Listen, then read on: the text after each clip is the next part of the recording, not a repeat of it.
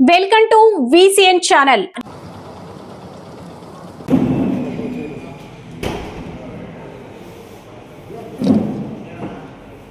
మామూలుగా భూ కబ్జా అని అధికారులు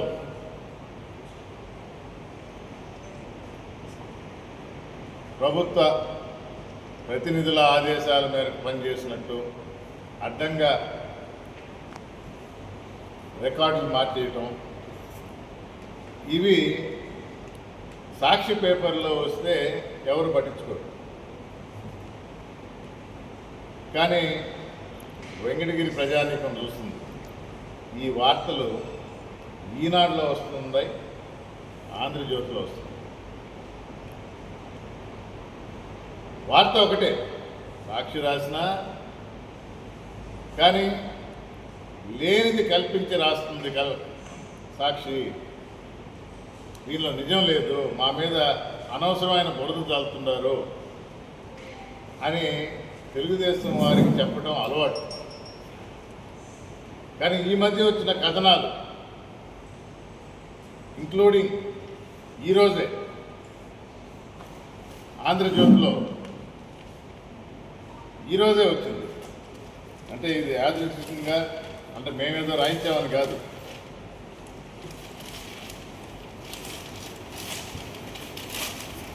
అసైన్ భూముల్లో బహుళ అంతస్తులు,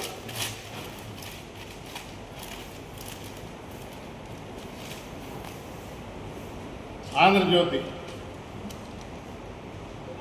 వెంకటగిరిలో న్యూస్ ఇది చాలా స్పష్టంగా రాశారు. ఇలాంటివి జరగకుండా ఉండి ప్రభుత్వ భూములు కానీ వాటిని కాపాడడానికి పరిరక్షణ కమిటీ కానీ అన్ని పార్టీల వాళ్ళు పెట్టడం జరిగింది.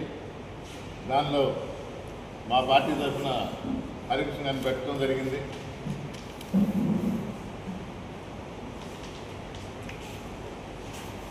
వెంకటగిరి రాపూర్ వెళ్లే రోడ్డు మార్గంలో ఎలాంటి అనుమతులు లేకుండా అసైన్ స్థలంలో 4 అంతస్తుల భవన నిర్మాణం జరుగుతున్నట్టు స్థానికులు విస్మయానికి గురవుతున్నారు. ఎవరు జవాబు చెప్తారు దీనికి? మున్సిపల్ కమిషనరా, ఎంఆర్ఓనా, లేదా ఎన్నుకోబడ్డ ప్రజాప్రతినిధి? దీనికి ఎవరు జవాబు చెప్తారు? ఇది ఒకటే, ఇది ఒక ఉదాహరణ.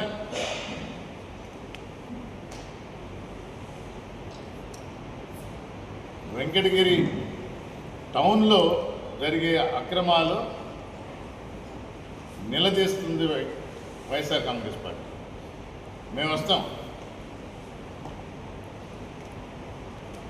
ఆఫీసర్లకి చాలా స్పష్టంగా చెప్తున్నాం, ఈరోజు ఏదో పని జరిగిపోతుంది, రేపు మళ్ళా మేనేజ్ చేసుకుంటాం, సర్దుబాటు చేసుకుంటాం, ఇబ్బంది పడతారు. చాలా స్పష్టంగా చెప్తున్నాం. ఇది వరకు కూడా చెప్పాం. జగన్మోహన్ రెడ్డి గారు చెప్పారు, మా కార్యకర్తలను ఇబ్బంది పెట్టడం ఒక ఎత్తు అయితే ప్రభుత్వ భూముల్ని అన్యాక్రాంతం కబ్జా చేయటం, దీన్ని ఎదిరిస్తాం. మీరు ఈరోజు కాకపోయినా రేపు శిక్ష అనుభవించక తప్పదు. ఈ విధంగా ఇలాంటి స్థలాల్లో కట్టుకున్న వారికి కూడా మీరు రేపు నష్టపోతారు అని తెలియజేస్తుంది. ప్రజా ప్రయోజనాలకు వదలని స్థలాలు అలా చెప్తున్నాం. ఇది సాక్షి న్యూస్ కాదు, ఉన్న వాస్తవాలు. అంటే ఇదే న్యూస్ సాక్షిలో వస్తే పక్కన పడేస్తారు. ఉన్న వాస్తవాలు ఈ కూటమి ప్రభుత్వం నమ్ముతుంది కదా. ఈనాడు, ఆంధ్రజ్యోతి రాస్తే పట్టణంలో వేసిన ప్రతి లేఅవుట్లో కొంత స్థలాల్ని ప్రజా ప్రయోజనం కోసం వదిలిపెట్టాలి. అలాంటి లేఅవుట్ అనుమతులు ఇవ్వకుండా వెంకటగిరిలో ఒక్క లేఅవుట్లో కూడా పబ్లిక్ స్థలాలు లేవు, రియాలిటీలు వాటిని కూడా అమ్మి సొమ్ము చేసుకుంటున్నారని ఆరోపణలు వినిపిస్తుంది. ఈ రేపు ఎంక్వైరీ చేసినా సైట్కి పోయినా తెలుస్తుంది. టౌన్ ప్లానింగ్ ఆఫీసర్ సంతకం పెట్టాడా, కమిషనర్ చూసి చూడనట్టు ఉండాలా, రేపు జవాబు చెప్పాల్సి వస్తుంది. వాసులు కురుస్తున్న బఫర్ జోన్ మీ అందరికీ తెలుసు. ఈ బఫర్ జోన్ మీద జరిగింది. బ్రిడ్జ్ వెడల్పంత కూడా బఫర్ జోన్ పెట్టలేదు.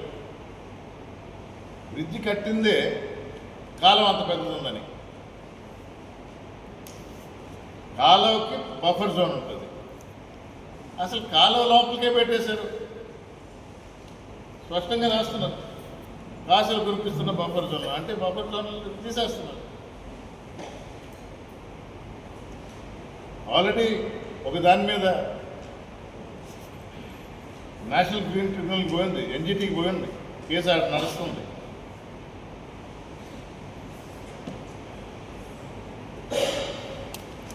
కంపల్సరీ దారిలో చూస్తూ ఉన్నాం. ఏదో నగరం అని పేరు కూడా పెట్టారు. ఎక్కడి నుంచి వచ్చి చేస్తున్నారు? మిమ్మల్ని అందరినీ తీసుకొని పోతాం. మేబీ ఇక్కడ ఇంట్లో కూర్చొని మాట్లాడితే వాళ్ళకి ఆ సీరియస్నెస్ తెలియటం లేదేమో. మిమ్మల్ని అందరినీ మా కౌన్సిలర్స్తో టౌన్లో జరిగే అరాచకాలు అంటే మండలాల్లో ఏం వదలటంలా, ఇక్కడ వాల్యూ ఎక్కువ ఉంది కాబట్టి ఈ అరాచకాలు కొంచెం ఎక్కువ.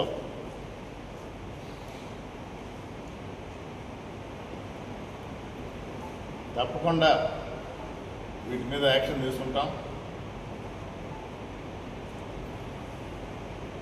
మేము వైఎస్ఆర్ కాంగ్రెస్ పార్టీ ప్రజల కోసమే పనిచేస్తూ ప్రజలు మంచి కోరే జగన్మోహన్ రెడ్డి గారిని మరొకసారి ముఖ్యమంత్రిని చేస్తారు అనే నమ్మకంతో వాళ్ళు వెంటే ఉంటామని మరొకసారి తెలియజేసుకుంటూ మేడం గారు మాట్లాడారు.